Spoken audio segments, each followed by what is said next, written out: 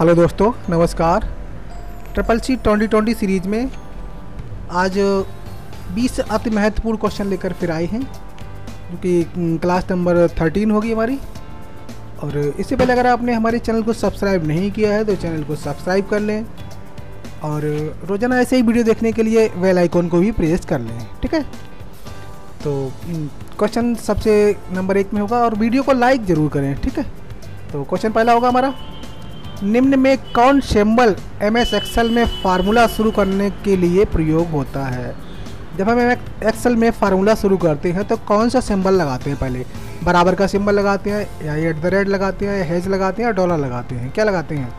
तो जब भी हम कोई फार्मूला लगाते हैं एक्सेल में या फिर आप कैल्क में, तो क्या लगाएंगे हम लोग? बराबर का सिंबल लगाते हैं, बराबर का सिंबल लगाते हैं। सही आंसर ए ऑप्शन होगा हमारा, ठीक है। क्वेश्चन नंबर दूसरा होगा हमारा, निम्न में कौन इंटरनेट तथा ईमेल से संबंधित है? कौन इंटरनेट और ईमेल से संबंधित है? तो नंबर 1 ऑप्शन होगा आपका बूटअप, बी होगा आपका मैग्नेटिक, तीसरा होगा वायरस, और चौथा होगा एप्लीकेशन सॉफ्टवेयर। तो देखो, इंटरनेट से क्या संबंध रखता है? ईमेल और इंटरनेट से बूटअप कोई संबंध नहीं है, मैग्नेटिक इसका भी संबंध नहीं है, एप्लीकेशन सॉफ्टवेयर इसका भी संबंध नहीं। तो आपका वायरस है, वायरस का संबंध दोनों से ही है, इंटरनेट और ईमेल दोनों से ही वायरस का संबंध होता है, ठीक है। ये इनके द्वारा संक्रमण इसका बढ़ जाता है, या मतलब वायरस एक फाइल से दूसरी फाइल में जा सकता है। तो यहाँ पे वायरस का सही ऑप्शन होगा। क्वेश्चन नंबर अगला होगा हमारा, कंप्यूटर वायरस है क्या है? कंप्यूटर वायरस एक हार्डवेयर है, सिस्टम सॉफ्टवेयर है, एक कंप्यूटर प्रोग्राम है, या इनमें से कोई नहीं। तो कंप्यूटर वायरस क्या होता है? यह एक कंप्यूटर प्रोग्राम होते हैं, कंप्यूटर प्रोग्राम होते हैं जो कि अपनी एक कॉपी, खुद की कॉपी करने में सक्षम होते हैं, ठीक है। क्वेश्चन नंबर अगला होगा, फायरवॉल का प्रयोग होता है। फायरवॉल का प्रयोग कहाँ होता है?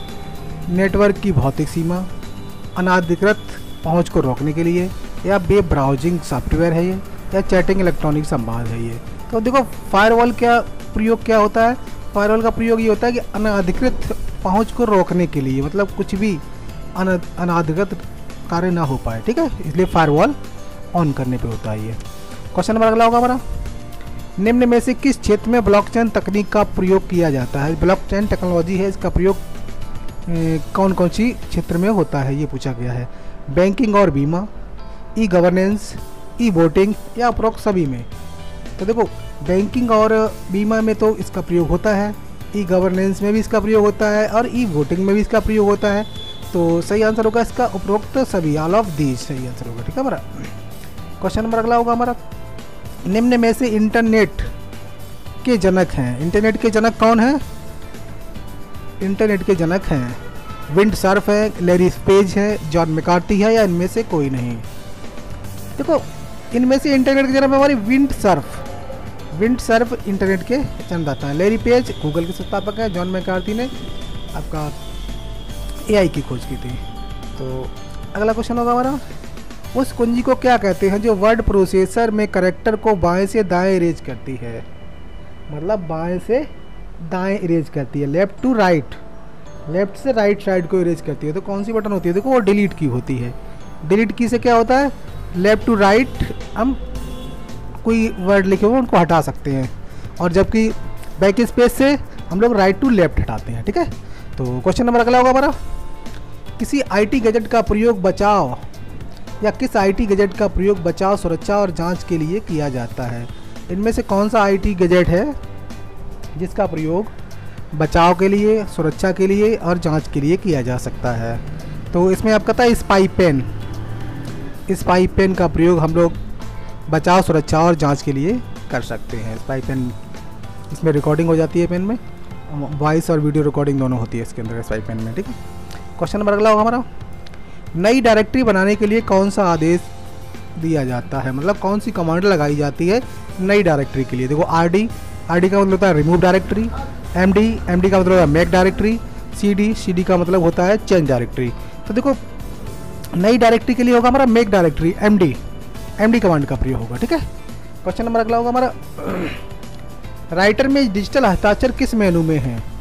जो लिब्रे ऑफिस राइटर है उसमें डिजिटल सिग्नेचर किस मेनू में, डिजिटल हस्ताक्षर यहाँ हिंदी में लिख दिया है, तो डिजिटल सिग्नेचर किस मेनू में आते हैं कहने का मतलब, तो डिजिटल सिग्नेचर हमारे आते हैं फाइल मेनू के अंतर्गत आते हैं, फाइल मेनू हमारे डिजिटल सिग्नेचर आता है। ठीक है, क्वेश्चन नंबर अगला होगा हमारा 5G में ट्रांसमिशन में 5G के ट्रांसमिशन में गति की रेंज कितनी होती है, तो गति की रेंज कितनी होती है ये आपको बताना है।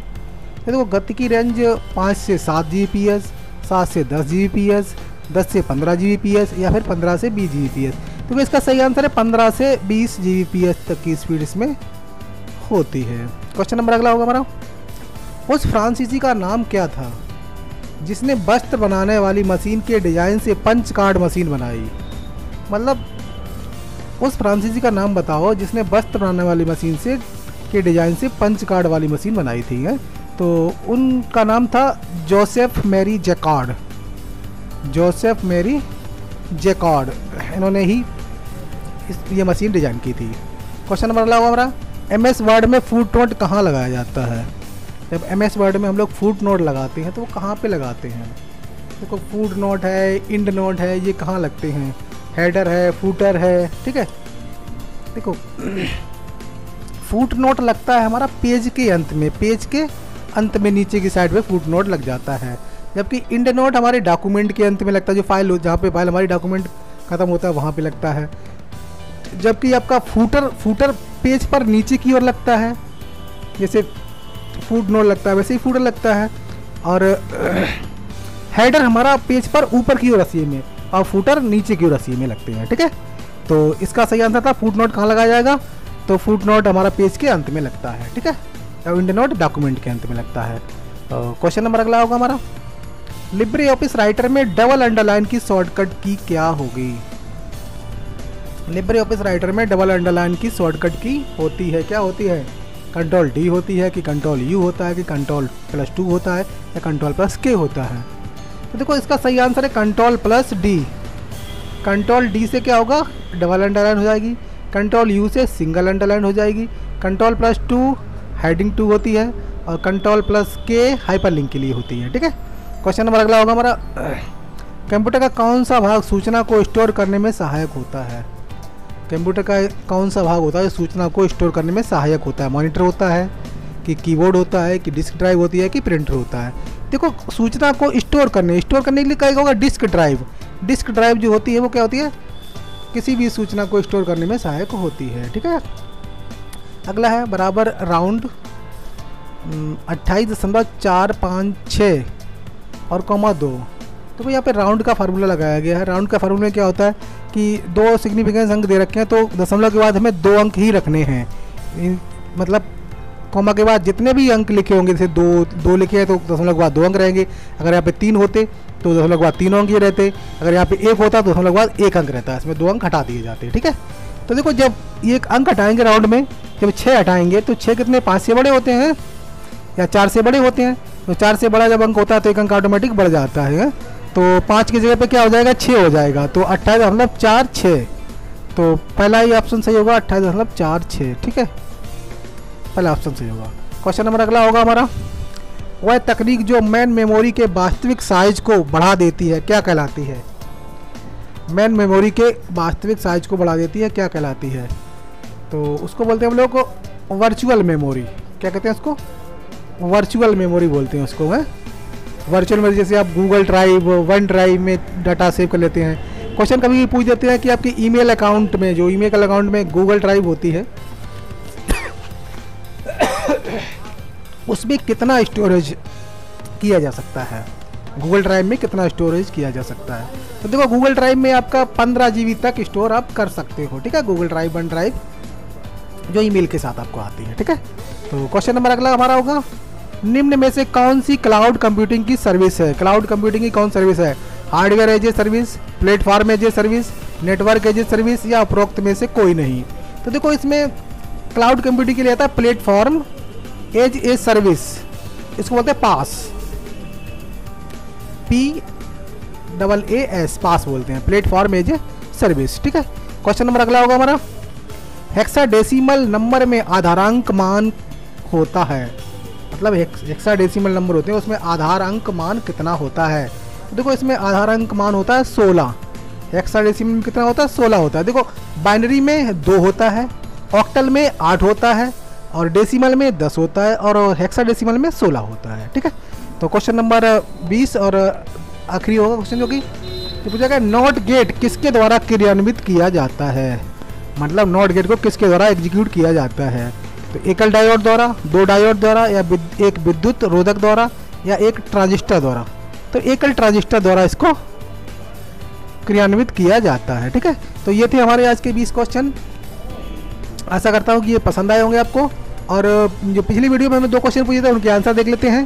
देखो पूछा था हमने CDMA का पूरा नाम बताओ। CDMA का मतलब होता है code division multiple axis, code division multiple axis.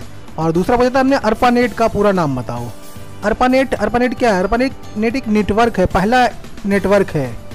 ठीक है, तो इसका फुल फॉर्म थी आपकी advance research project agency, advance research project agency network, advance research project agency network.